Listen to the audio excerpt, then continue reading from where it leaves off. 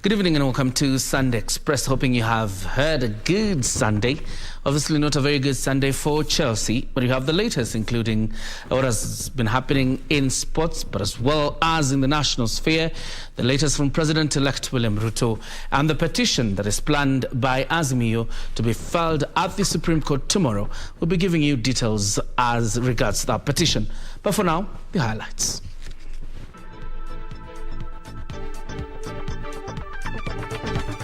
Wakenya wote wametuonyesha ya kwamba hawataki tena Kenya ya kupiganishwa. Back to say thank you. President-elect William Ruto attends church service in Kiambu County. Not over yet. Raila Odinga to file petition tomorrow disputing presidential results. And job well done. IPOA Lord's police conduct during election period.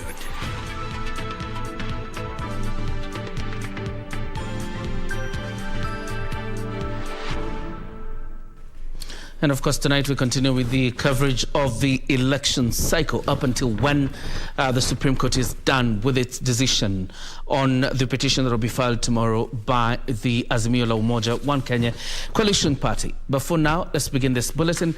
My name is John Jacob Kioria. Our sign language interpreter tonight is Ann Wangeshi. President-elect William Ruto has held Kenyans for remaining calm during and after the August 9th general election. Ruto, who attended a church service in Kiambu County, committed to work with all Kenyans, saying his administration would deliver on the promises made during the campaign period.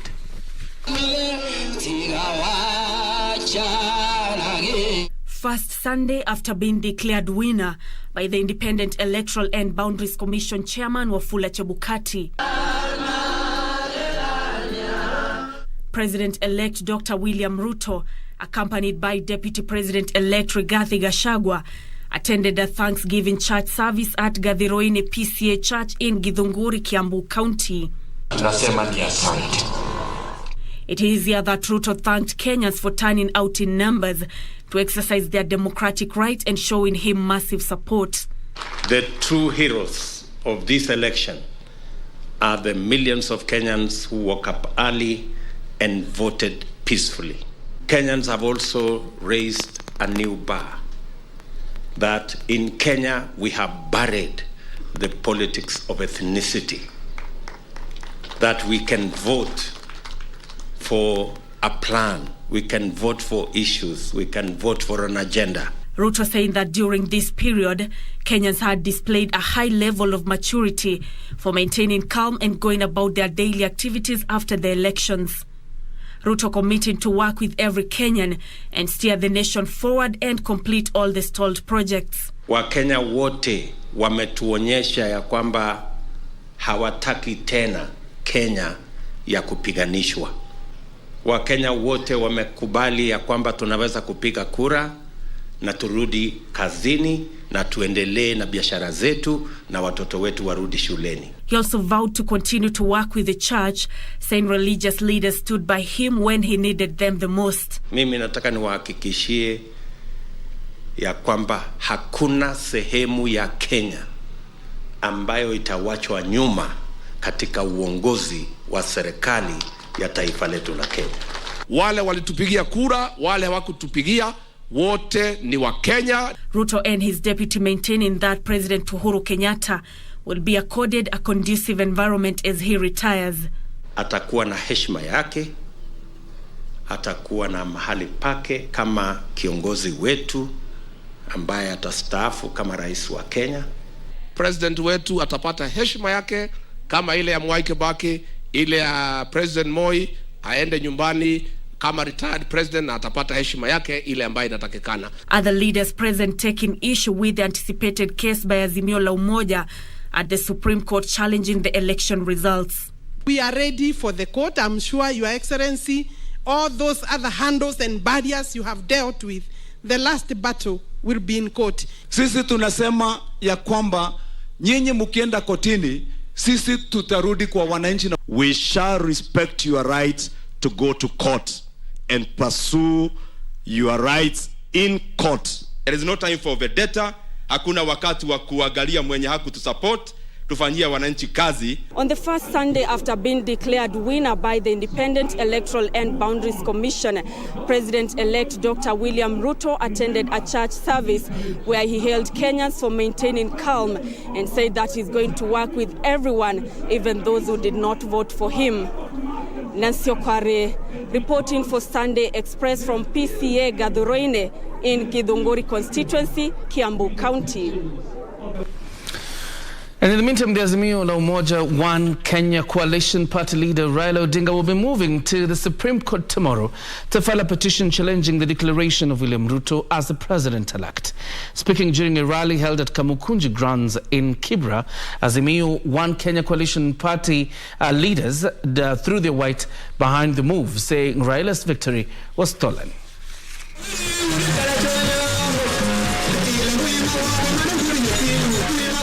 A section of political leaders and residents in Nairobi standing in solidarity with Azimio la Umoja presidential candidate Raila Odinga as he plans to make his case at the Supreme Court tomorrow.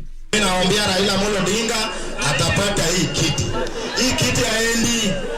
Hii kiti iko hapa. Raila and Azimio One Kenya coalition members have refused to acknowledge IEBC's pronouncement that saw IEBC chair Wafula Chebukati declare William Ruto the winner in the August 9th contest. Sisi tunasema hivi, tunangoja mambo ya mahakama. Na mahakama si atuli kwa uchaguzi. Baba alishinda kiti. Baba tunauliza, kwa nini baba tu anyanyaswi? Kwa nini baba anyanyaswi? Na hata nyanyaswa. Pateni baba yake. Pateni baba yake. The leaders have exuded confidence that the Supreme Court will rule in their favor, claiming they have a watertight case that will allow Ruto's win. Do not attempt to gag Kenyans. We shall speak and we shall stand for truth that will bring about justice and that will take Raila Amolo Odinga to State House. Na sisi kama ma MCA wa capital city of Nairobi, sisi tuko wengi capital city of Nairobi. Tunasikia wabunge wananunuliwa. Muende mnunue bunge huko, lakini MCAs sisi hamtatununua.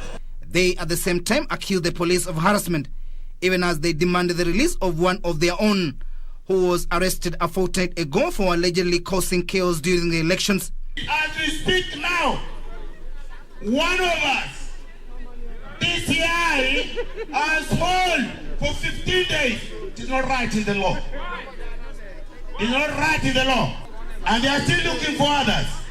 No crime is committed, but let them arrest anybody who broke or was fear for the current MP. However, they vow to hold peaceful demonstrations until they deliver justice to those who voted for them. 4 IEBC commissioners led by IEBC Deputy Chair Juliana Sherera saying they were locked out of the last phase of the process. Timothy Kipnosu for Sunday Express. Let's stick on that for a moment. The Azimio la Umoja One Kenya coalition party will move to the Supreme Court tomorrow, seeking to invalidate President-elect William Ruto's declaration as the winner of the August 9th presidential election. The party led by Raila Odinga alleges massive rigging through manipulation of the voters' register, public portal displaying results, and the split between IEBC commissioners. They now want the Martha Koome-led bench of 7 judges to declare Ruto as invalidly elected. The IEBC has already appointed immediate former Attorney General Professor Githu Muigai as its lead counsel in the petition.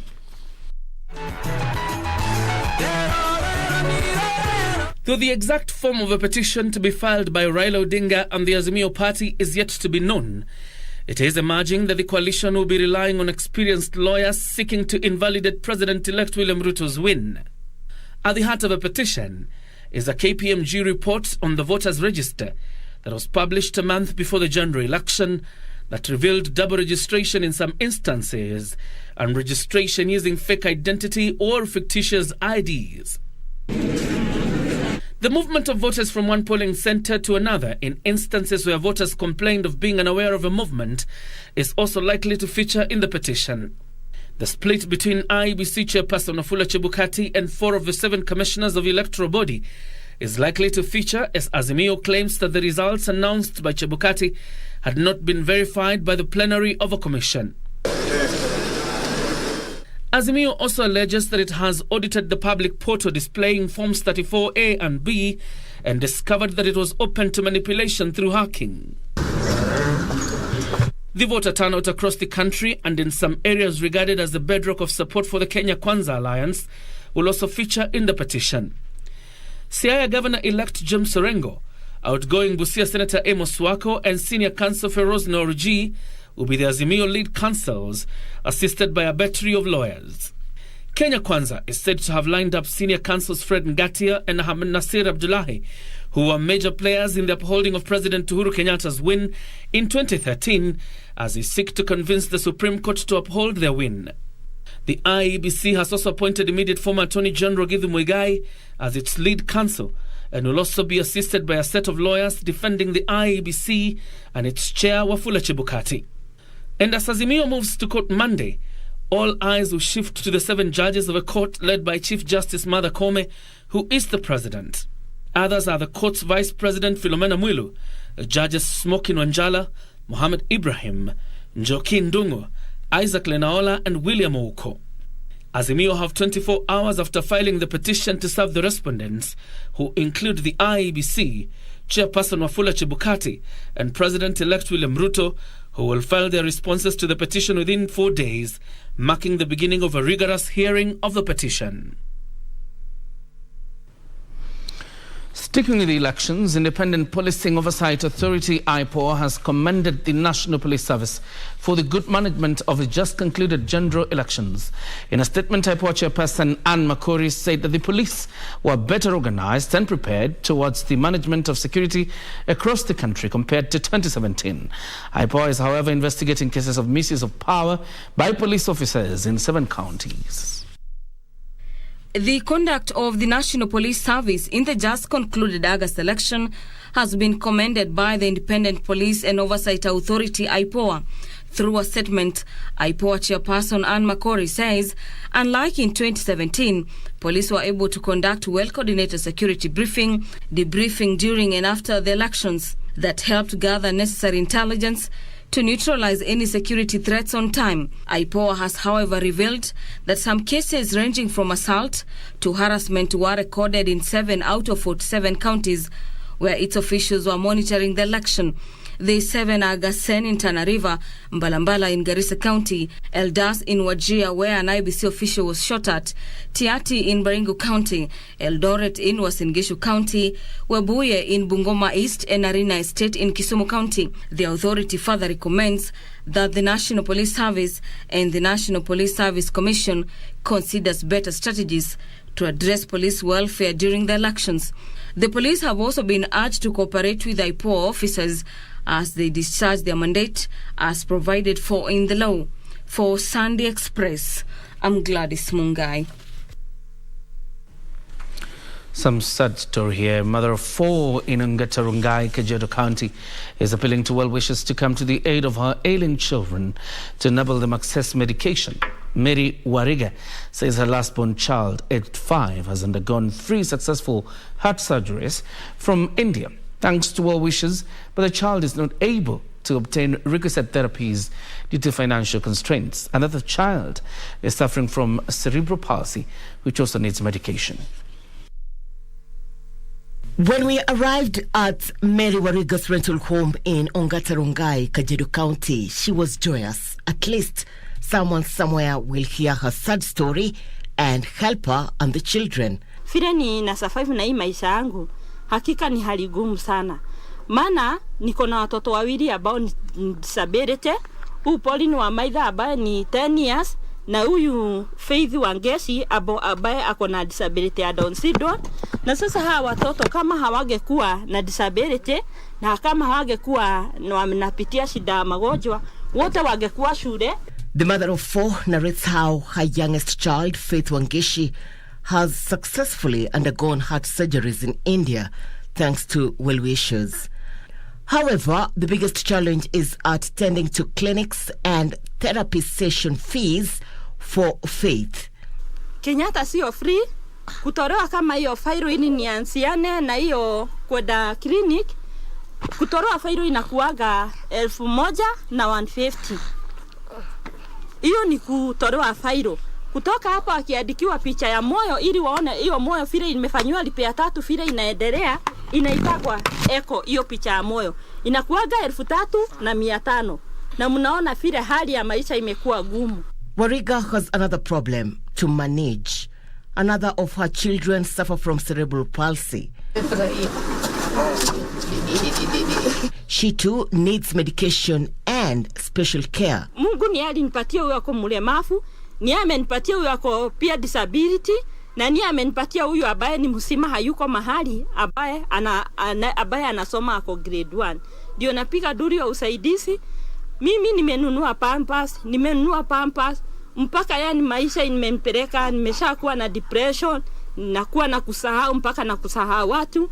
Na sasa mahali nimefika, nimeona hakika nisipopiga duru ya usaidizi kwa hawa watoto nitakufa tu niwaache, na ndio atateseka zaidi. Mercy Modoni, her second-born child, is grateful to be fit. Mary Wariga's first child, Chris Maina, aged 13, is schooling at a charitable children's home in Nairobi. Well-wishers can reach her on mobile number 0712 174 288. The number once again is 0712 174 288. Irene Mchuma Odim, Sunday Express. As is usual at KBC Channel 1, highlighting the plight of the poor. And of course, if there's any help you can extend to Wariga, kindly do that on the numbers provided by Irene Mchuma in that story. Now, the 2022 general election had a number of surprises, with the little-known candidates in the civic seat race beating contestants with unrivaled financial muscle. Such a case was witnessed in Mai Mahiu ward in Nakuru County. Ruth Wamboi gives us the story of Eliud Shege, a sand harvester in Mai Mahiu ward, Nakuru County, who is now amuheshimiwa.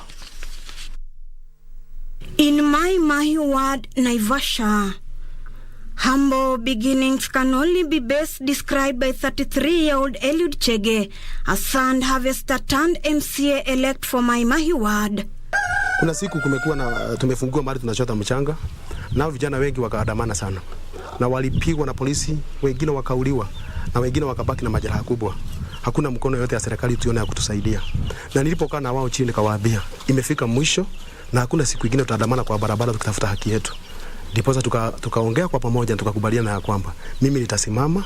Eliud Shege of UDA party and a sand harvester beat veteran politician Stephen Ngethe, who was defending his seat on a Jubilee party ticket. Hii safari sijaiweza peke yangu. Hao vijana ndio wamenishika 100%, na well wishers, mtu ambaye angekuwa tu karibu aone niko area nikipatana naye kuliko nienda niombe kura, wakiona mahali nimefika, naona mwingine amenisaidia, mwingine ameniambia nitakutolea karatasi hii, mwingine ameniambia nitafanya hivi, lakini safari yenyewe imekuwa ni kama safari ya Mai Mahiu, kwa sababu watu wameniunga mkono. Hakuna mahali niliingia wakaanza kudai pesa kwa ile baya. The victory registered brought to an end a 15-year era of the incumbent Stephen Ngethe, who first served as a councillor before transiting to MCA for 2 consecutive terms. Shege joined sand harvesting business in 2013, and 3 years later, his colleagues gave him chairman position. But what qualities did he have that triggered the sand harvesters to give him the position 3 years later? Hakuja kuwa na kiongozi yeyote ameweza kusimamisha watu wa mchanga na project yeyote. Kama huyu alipokuja kwa mchanga kama miaka 5 iliyoisha imepita, ameweza kuanzisha project ya vijana pale kwa mchanga.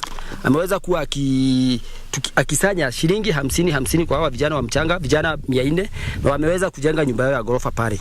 Sasa sisi wenyewe tumeona kama huyu anaweza ongoza, kama ameweza kuongoza vijana miaka 5 imepita na miaka 20 hakuna mwenye ameweza, tukaona kama huyu ana uongozi ndani yake. George Kungu, his immediate former colleague, says they believe Shege will advocate for the welfare of sand harvesters at the County Assembly of Nakuru. Mai Mahiu ni town ambayo imebaki nyuma na ni town ambayo iko na high population. So tunatarajia kama hutatuangusha kama wana youth. Hii favor na kukubarika kwa maana ni kijana ambaye huwa ananyenyekea. Tena hii favor ameitoa kutoka mahali amekuwa kwa hii sekta ya mchanga. Ruth Wamboi reporting for Sunday Express.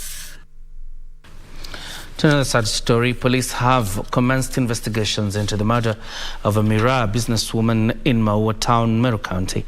The deceased daughter was also sexually molested 2 days before the death of her mother. Igembe South Sub-County Commander Abdi Hassan says they're following leads that will lead to the arrest and prosecution of the culprits. Maua Town in Meru County. Agitated residents took to the street to demand justice for business lady Deka Isaac, who was found murdered by unknown persons. The Miraa trader is said to have been murdered and her daughter raped. Tuko na huzuni kabisa. Mama alipatikana saa 3 ya asubuhi ya leo, ndio alipatikana akiwa maiti na mtoto wake wa miaka 12. Mama mtoto wa miaka 12 alirepiwa. Alitoka jioni kwa nyumba karibu saa 12. Unajua biashara Miraa inafanyika usiku, na unapakia Miraa usiku na kutuma. Sasa asubuhi maiti yake imeonekana hapo juu kwa ghorofa nyingine hapo karibu na mahali anaishi tu, ghorofa ambayo imejengwa bado haijakwisha. Igembe South Sub-County Commander Abdi Hassan has urged the area residents of Maua Town to be calm, promising the arrest and prosecution of the offenders, while assuring the residents that security will be beefed up in the region. Hassan called on members of the public with any information regarding the incident to come forward and assist the police in investigation. Atakuwa mshahidi kwetu na tunachunguza hiyo kesi. Nafikiria soon tutapata suspect na tutamstaki na makosa, na sasa hizi siwezi ongea juu yake kwa sababu bado tunafuatilia. Tutakamata na yeye, atastakiwa na makosa tutapeleka kotini. Sisi tujawahi kuona, tunaishi Maua miaka mingi sana, lakini tujawahi kuona shida kama hii. Hii mtu anatoka sehemu nyingine anaanza kuua watu. Meanwhile, police are investigating the circumstances surrounding the death of a middle-aged woman whose body was found in their rented house in Kangethia village of Embu County. Embu North Deputy County Commissioner William Owino said the unidentified woman's body was spotted by locals. Kisa hicho ni ya kusikitisha kwa sababu hatujui ni kwa nini huyu mama akiwa na mumewe hangeeleza hata shida yake kwa mumewe, amweleze mumewe ni nini iko shida. According to Kangethia villagers, the woman is married and has been having domestic quarrels with her husband who is a drunkard. Japokuwa hatujui sababu, because tayari kila mmoja anapojitia kitansi, serikali na ofisi ya DCI huchukua nafasi huo kwenda kuanza kufanya uchunguzi kutoka kwa jamii ili waweze kujua ni nia gani walikuwa nayo, ni kuliko chanzo gani inaweza kuwa ilisababisha watu waweze kuchukua maisha yao katika njia ya hali hiyo. Whereabouts of her husband are yet to be established. Frederick Muki for Sunday Express. We're taking a short breather. When we come back, we'll be telling you, of course, letting you in on the latest from Hyatt Hotel in Somalia. About 20 people are dead from the attack there. But of course, also, Karen Kibet will also be telling you on the multiple bets that have gone up in smoke today after the loss of Chelsea and other teams this evening. Don't go too far.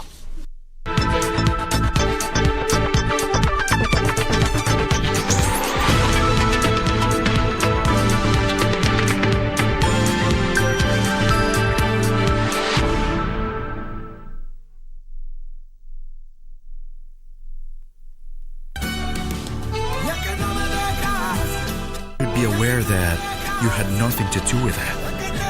But I wasn't able to do anything to save them. Her schoolmates have been making fun of her because she's the niece of a murderer. Hey, what? How could the kids do that? Wait, who? Who? Tell me, who's the niece of a murderer? Valentina. Nuria is now trying to convince Mr. Gonzalo to send poor Valentina to a school abroad, and that's something we just can't let happen. We need to find this gun. It's the same caliber, but a different gun. This can only mean that we don't have just one murderer. We have two. Songea tukupashe na zile ambavyo vitakupa tabasamu tosha. Hana mapenzi wala mahaba, mtoto mbaya sana huyu. What did you just say? Sio tamthilia tu. And why you're saying that Ni tamthilia tosha. Alinishika hivi. What? Sio burudani tu, ni burudani tosha. It is the day that the Lord has made. Na sinema bomba. Enda kabisa kama uelewi kitu inafaa uelewe. Na mada za kusisimua. KBC Channel 1, shirika la utangazaji Kenya.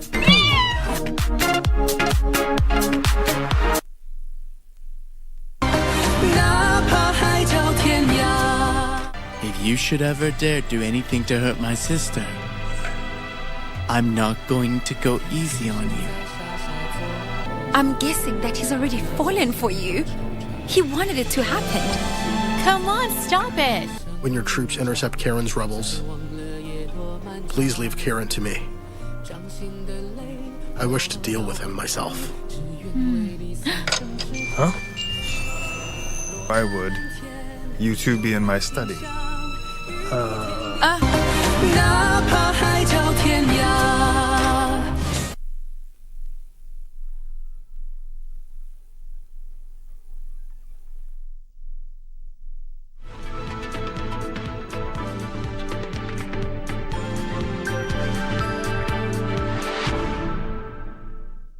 Welcome back. You're watching Sunday Express. Acting Indian High Commissioner to Kenya, Rohit Vadwana, has emphasized the need to promote and strengthen the relationship between India and Kenya.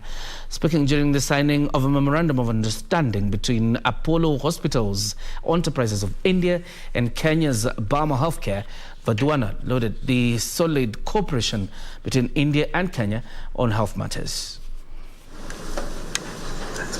India-based Apollo Hospitals Enterprise Limited and Burma Healthcare from Kenya have signed a memorandum of understanding to set up a hospital in Kenya that will provide specialized treatment for transplants, neurological and oncology cases, among others. The two companies signed an MOU to establish a state-of-the-art tertiary care hospital in Kenya, with the goal being to provide comprehensive care to Kenyan patients across all age groups. And we would like to certainly continue with that. Apollo Hospitals coming with such a big project with DL Group is an example I think we can multiply with in other sectors as well. And health, on an average, we issue more than 1,000 visa every year to Kenyans. And they are very happy to avail the healthcare facilities available in India. Elsewhere, a cross-section of the clergy in Nakuru are urging Kenyans to use social media platforms responsibly as they exercise their freedom of expression amid the ongoing stalemate around the presidential election results. Tunataka kuponya taifa la Kenya, na hatuwezi kuponya tukiwa na watu wanaoendelea kuchochea na maneno ya uhasama na uadui. Yule aliyeshinda, pongezi, na yule ambaye hakupata haimaanishi alishindwa. Ana nafasi nyingine kwa maisha, na kama hajaridhika, tumeambiwa katika kisheria ya Kenya tuna koti. Kwa hivyo tujaribu kuchunga sana, hasa social media. Ikiwa serikali itaweza kuregulate hiyo, tutapona. This comes as the Federation of Evangelical and Indigenous Christian Churches of Kenya have called on the losers of the just concluded general elections to let go and concede defeat to allow Kenyans to heal from the prolonged and bruising campaigns. Tulikuwa na Wajakoya, kuna kile alikuwa nasema atatuletea, kuna mwingine alikuweko kama Laila, kuna kile alikuwa nasema, na kuna mwingine ambaye ni Mwaura Waihige, na pia kuna William Ruto. Yeye ni kiongozi sasa, amechaguliwa, basi tumuombe na pia tuombe nchi yetu ya Kenya iwe na amani. Finally, small-scale tea farmers affiliated to factories managed by the Kenya Tea Development Agency are said to benefit from a consignment of fertilizer shipped from Russia. Hii fertilizer inatarajiwa kubebwa na SGR. Kwa hivyo I expect quick evacuation, light from here all the way to Nairobi. And from there, it will be taken back to the farmers. Somali security forces say they rescued 106 people who were trapped inside a hotel that had been attacked by militants on Friday night. 21 people have so far been confirmed dead in a 30-hour ordeal. Somalia's elite armed forces battled Al-Qaeda-linked militants for 30 hours after they blasted and shot their way into the Hyatt Hotel. Somali forces claim they have defeated the militants who stormed a hotel in the capital after a bloody siege. More than 12 people were killed in the deadly 30-hour ordeal. The assailants used explosives to gain entry to the Mogadishu's Hyatt Hotel on Friday before violently taking control and holding guests hostage overnight. The Al-Qaeda-linked Al-Shabaab group claimed responsibility for the attack. Al-Shabaab has been fighting to topple the Somali government for more than 10 years. It wants to establish its own rule based on a strict interpretation of the Islamic law. Friday's attack was the first such major incident since President Hassan Sheikh Mohamud took office in May. The Hyatt is a hotel popular with lawmakers and other government officials. Now, at least 4,000 Maasai Morans from the Maasai sub-tribe in Logorian, Narok County, converged for the Eunoto ceremony, a social occasion that marks transition of Maasai Morans from Moranism. The Eunoto ceremony is a famous and vital male rite of passage among the Maasai community in Kenya and Tanzania. Jackie Mambiru attended the ceremony that happens once in every 10 years, but one of his story was aired on Friday. Here is part 2.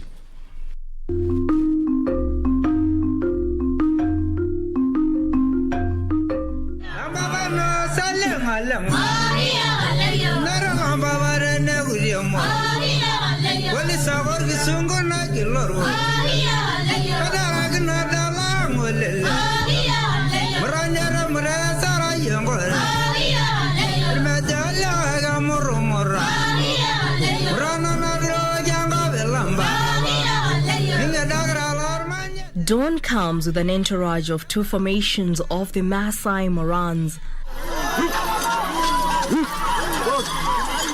The ceremony is marked with pomp and color as the Morans carry their flags as they march into the forest in search of white ochre dubbed Entoroto. Guided by elders, the Morans are shown to a barrow where they paint their foreheads with white ochre and draw patterns on their bodies. Ni nyeupe yenye tunamalizia kwa sababu tunachukuanga rangi nyekundu inafanana na damu, lakini nyeupe ya mwisho tunafananishanga na masiwa. After Entoroto, they march back to the camp. Once they arrive at the Manyata, each picks his flag and they then march in their designated formations 4 times. After these, they break for refreshments.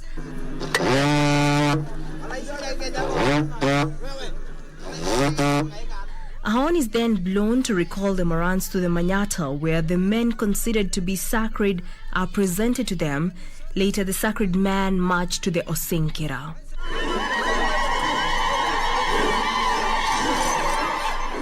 Watapewa jina na wase waine, ambaye hawa wase watafaa ngozi nyeusi ile ambaye imeshonwa vizuri. Hao wase na tena watakuwa wase wamechaguliwa, ambaye ni wase kabisa kamilifu kwa jamii, hawana mambo mabaya wamewahi kutenda. Later on, the Morans and elders converged to select the first 25 Morans, 5 from each clan who will undergo shaving at dusk, in addition to Olotuno, Oloburu, Olaiguanani, who is the chief of the age set, and 1 other, a cumulative number of 25 Morans. Rangi itunafananisha na masiwa, nyeupe kwa siku 2. Ambaye hiyo ni rangi kuna mchanga ingine tunatoanga tu ambaye inakuanga nyeupe, ikiwekwa inakuwa kama chokaa ama rangi nyeupe, ndio kusudi watu wasimaliziwe sherehe yao na kitu nyekundu. Kwa hiyo rangi nyeupe vijana watanyolewa jioni, ambaye watakuwa 29 wenye watafanyisha wengine kimila ya ndume ya kupewa jina. After the selection, elders congregate and perform a few rituals to prepare the Morans for the final step. Hiyo ngozi yote itakatwa na kila kijana atapata kapi sehemu kidogo ya hiyo ndume. Pia hiyo ndume ndio itatolewa roho, ndio inapakwa vijana uso, ndio inaonyesha kwamba ni rika moja. Hiyo ni kama kiapo sasa ya kuonyesha hawa ni rika. It is the golden moment for the warriors. The mood is somber and tense as they await the vital part of the ceremony, shaving of their hair. To commence the ceremony, the age-set leaders approach their clan manyatas and sit on the cow hides as displayed and spread on the ground. Adorned in ceremonial Maasai traditional attire, the women prepare to start shaving the Morans by pouring milk on the wooden stool with a new razor blade on standby. After much anticipation, shaving starts as milk is poured on the head of the Moran and razor blades are used to cut off locks of hair.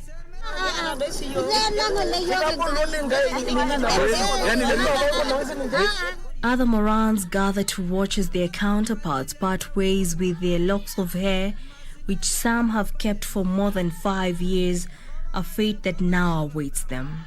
To culminate the Eunoto ceremony, every warrior must shave his long or short ochre-stained hair, which is done by the warrior's mother or the warrior's wife for those who are married. As dawn unfolds the next day, the whole group of Maasai Morans is now shaved off at their respective clan manyatas. At the end of the ceremony, I'll be involved in decision-making in the society. Unlike previously, my sentiments could not be considered. But right now, after this ceremony, I can say something to Council of Elders. Like now I can do things from my own decision, like I'm a real man. I'm a warrior. In fact, I'm still a warrior. So after the shaving, I'll be a man. I'll be allowed. I won't be carrying 2 sticks. I'll be carrying 1. Kupitia hapa ni njia moja ya kusaidia kijana Maasai kuelewa mila na tamaduni zake. Wananyolewa wengine wote, wanakuwa wazee, alafu hii manyata sasa itakuwa imeishia hapo. Tunaenda nyumbani, wamalize mwaka 3 ama mwaka 4, wengine ya mrengo ya kishoto yao wakuje tena kufanyishwa graduation ama mwaka 7, alafu wakimaliza tena wanakaa mwaka 5, wanakuja kuunganishwa wapewe jina moja tena. The clean-shaven Morans spend the night in the forest before dispersing off to their homes the following day to embrace their new chapter of adulthood in their lives. Ile watu wawili mwenye alikuwa anaongoza laini ama hiyo mrengo ya hii laini ya odd number ndiye anatakiwa afanyishwe kimila ingine ya kwenda kupewa masiwa nyumbani na wasee, ambaye ni kimila inafanyiwa na baada atanyolewa mara ya pili na atafalishwa hiyo ngozi nyeusi. Akishamaliza mwingine tena huyo wake ambaye yeye ndiye alikuwa partner yake, alikuwa anaongoza hizo namba, anafanyishwa hiyo kimila. Alafu wote wanarudi kwenda kufanya hiyo kimila ni kama ubatizo fulani ya kutoa kwa ile urani, kusafisha ile mambo yote ya moranism, kuingia sasa kwa elderhood. The Eunoto traditional rite of passage to Inkiramad age-set is now complete, and they are now at liberty to marry, engage in the decision-making process in the community, among others.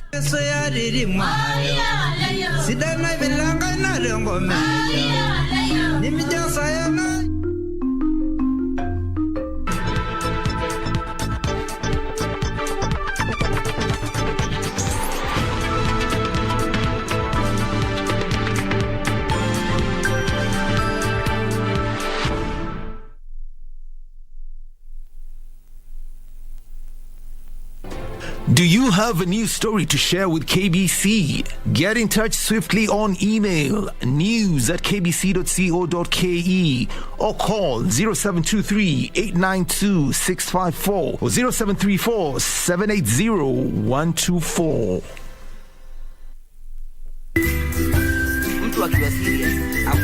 Life cannot always be too serious. Yeah, man, what's up here? Allah? We've got to take some time off and laugh and laugh. And we tickle you down with lots of laughter. That's why I'm saying I'm who is who. Huh? With satire like no other. Tell him to bring it on.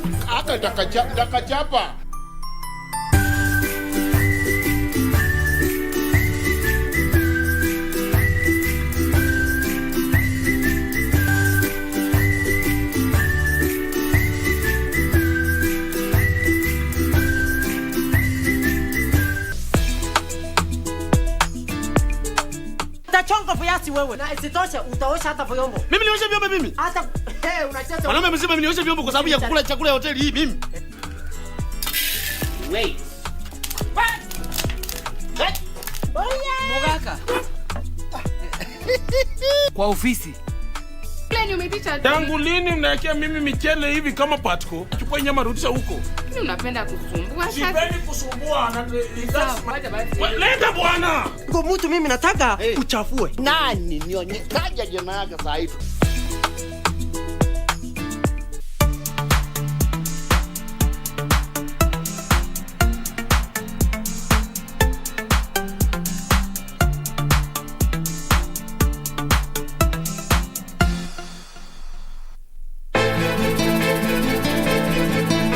Lazima itakuwa ni ujue baba, hii dunia haifanyii kila mtu sawa. tuseme ni relationship yenu, yani let's say it was not that friendly. Jackie, nimpeleke wapi? Nimpeleke wapi? Nimepata appointment rasmi na Mr. Dingo. Ma! She just doesn't want me to leave the house. She just wants me to stay at home.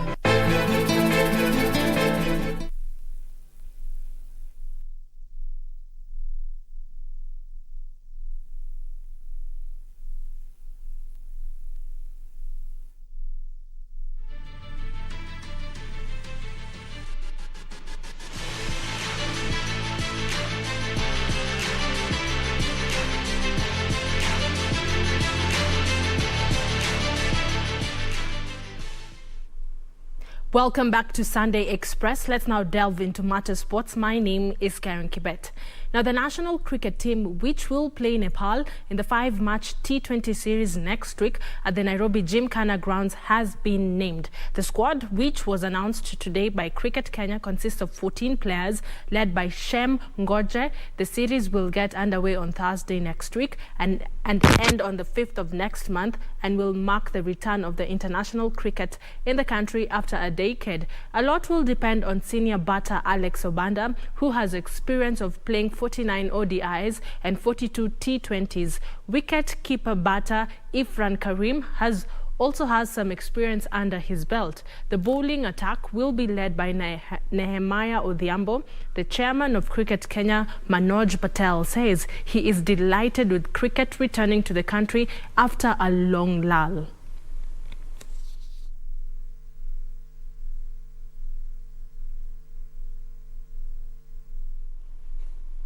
New York City Marathon champion Albert Korir says he is ready to defend his title at this year's race set to be held on the 6th of November. He says he is training hard to ensure that he joins the list of few athletes who have successfully retained their titles at the annual event.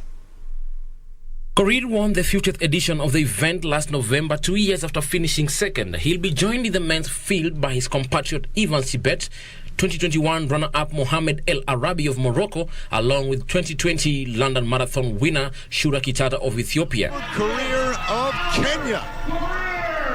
Second 2 years ago, and yes, number one. In the women's event, Kenya's Perez Jepchirchir will also return to New York to defend her title.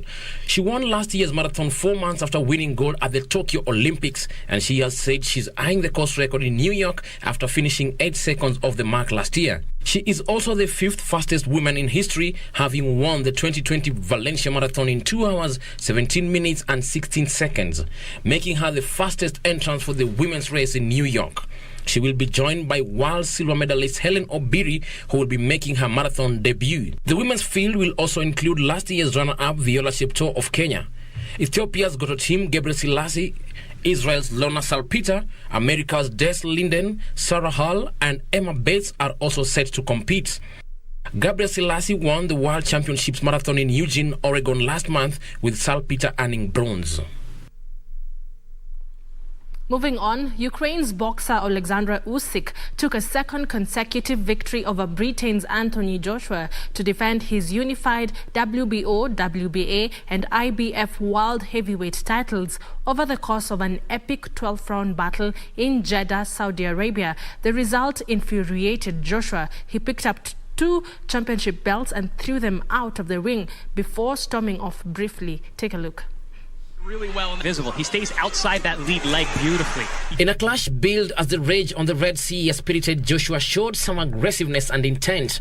A vast improvement from their first fight, but could not match the brilliance and ring savviness of the Ukrainian. Two judges scored the fight 115 to 113 and 116 to 112 to Usyk, while a third judge gave it 115 to 113 to the challenger. While there were some close rounds, Usyk was the deserved winner. Half of the 8th round here. Sequences with body shots in this round. At the end of the fight, a furious Joshua picked up two of Usyk's belts and dropped them on the floor and strode towards the dressing room before turning round and getting back into the ring to give an impassioned speech. I'm 18 stone, I'm heavy. It's hard work. This guy here is a phenomenal talent. We're going to cheer for him 3 times. Well, how many belts you got now, bro? 5. Hip, hip. Hip, hip. Hip, hip. Hip, hip. Hip, hip. Usyk as a champion, please raise your hand. Under them circumstances, he managed to become champion. Champ, champ! Champ, champ! Champ, champ! I can thank you, Saudi. Thank you so much. Thank you, thank you, thank you so much. Inshallah. Joshua has now suffered back-to-back defeat against Usyk, while the champion retaining the WBA, WBO and IBF titles he won in London last September. For Channel 1 Sports, this is Eddie Makina.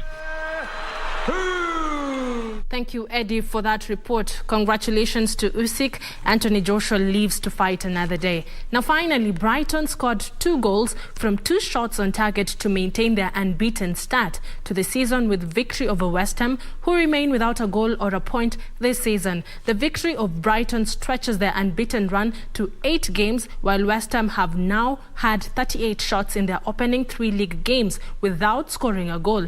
In another match, former champions Chelsea slumped to their first defeat